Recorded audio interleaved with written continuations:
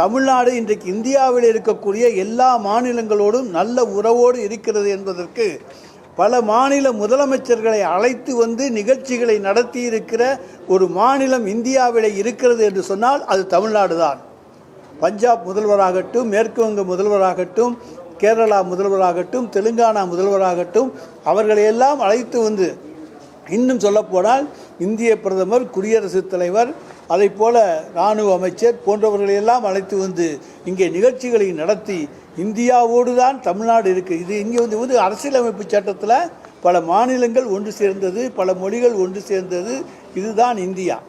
ஆனால் நாங்கள் இந்தியாவோடு இருக்கிறோம் என்பதை எடுத்து காட்டுகின்ற வகையிலே தான் எல்லா மாநில முதலமைச்சர்களையும் அழைத்து இன்றைக்கு நாங்கள் அவர்களோடு இணைந்திருக்கிறோம் என்பதை எடுத்து காட்டுகின்றோம்.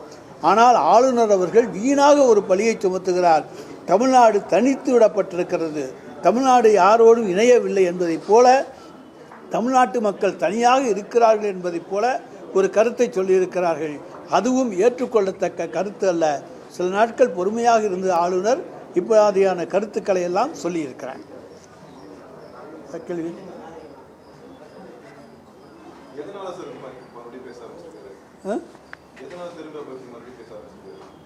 தேர்தல் வருது, அதுக்கு முன்னால் ஏதாச்சும் பேசி பார்ப்போம் அப்படிங்கிறதுக்காக வேண்டி அவர் இப்போ பேச ஆரம்பிச்சிருக்கார்.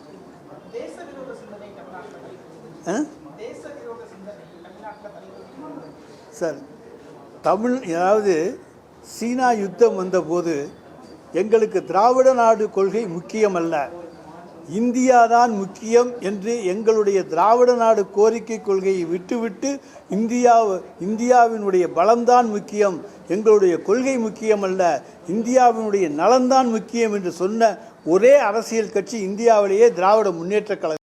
அப்போ எப்படி நாங்கள் பிரிவினைவாதம்லாம் இங்கே வரும்?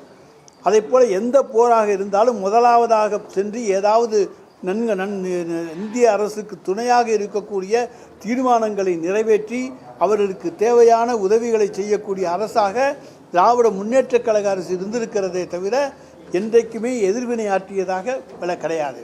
நாங்கள் இன்றைக்கு இந்தியா ஒற்றுமையாக இருக்க வேண்டும், அதுதான் பலம் என்று எண்ணுகின்றவர்கள் நாங்கள்.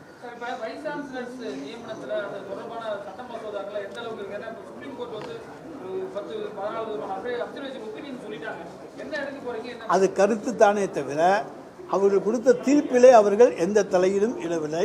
எனவே துணை நீதிபதிகள் நியமிக்கப்பட்டது அப்படியே இருக்கும். அது கருத்து தான் சொல்லியிருக்கிறது உச்ச நீதிமன்றம். அவர்கள் ஏப்ரல் 8ஆம் தேதி கொடுத்த தீர்ப்பிலே தலையிடவில்லை.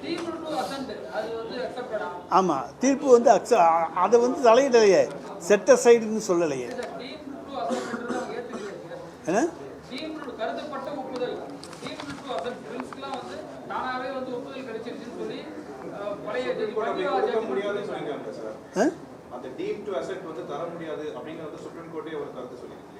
இனிமேல் முடியாது. அந்த தீர்ப்பை பற்றி அவங்க அதில் எதுவுமே கை வைக்கலை.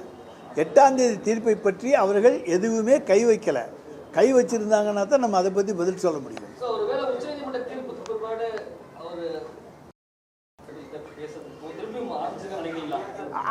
உச்ச நீதிமன்றம் அவருக்கு குட்டு தான் வச்சிருக்கே தவிர அவருக்கு என்றைக்குமே பாராட்டுதல் கொடுத்ததே கிடையாது. இப்போவுமே ஆளுநர் நீண்ட காலம் தாழ்த்தினால் நீதிமன்றத்தை நாடலாம் என்கின்ற கருத்து இருக்கிறதே தவிர நிறுத்தி வைக்கலாம் என்கின்ற கருத்தை உச்ச நீதிமன்றம் ஏற்றுக்கொள்ளவில்லை.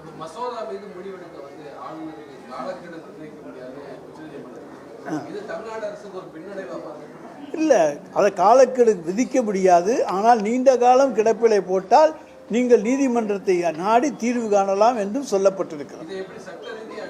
சட்ட ரீதியாக தான் நாங்கள் இப்போ ஒரு 6 மாதம் ஆச்சு, எங்களுக்கு அவசரமாக இருக்குது. நாங்கள் உடனே உச்ச நீதிமன்றத்தில் ஒரு ரிட் மனு தாக்கல் செய்து எங்களுக்கு இந்த மசோதாவின் மீது ஒப்புதல் அவசியம், அதை ஏற்றுக்கொள்கிறாரா இல்லையா என்பது தெரியாது. ஒப்புதலை அவருடைய ஆளுநருடைய கருத்தை உடனடியாக தர வேண்டும் என்று கேட்கின்ற உரிமை மாநில அரசுக்கு இருக்கிறது.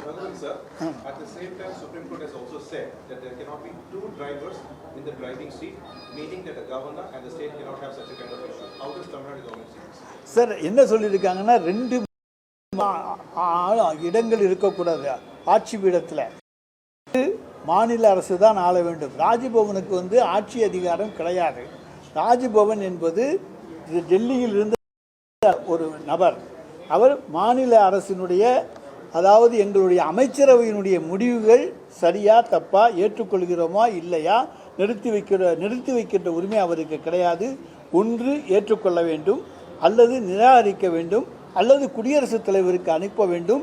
அதிகார மையம் ஒன்றுதான் இருக்க வேண்டும், அது மாநில சட்டமன்றம் தான்.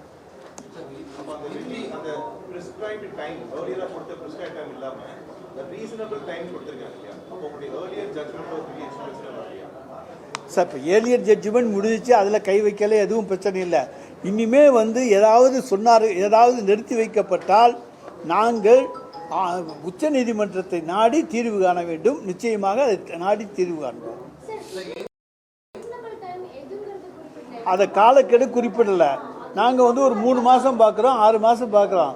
அதுக்குள்ளே எங்களுக்கு அந்த சட்டத்தினுடைய அவசியத்தன்மையை கருதி உடனடியாக நாங்கள் உச்ச நீதிமன்றத்தை நாடுவதற்கு எங்களுக்கு உரிமை தரப்பட்டிருக்கிறது. முன்னால் அந்த உரிமை இல்லை, இப்போ அந்த உரிமை கிடைத்திருக்கிறது.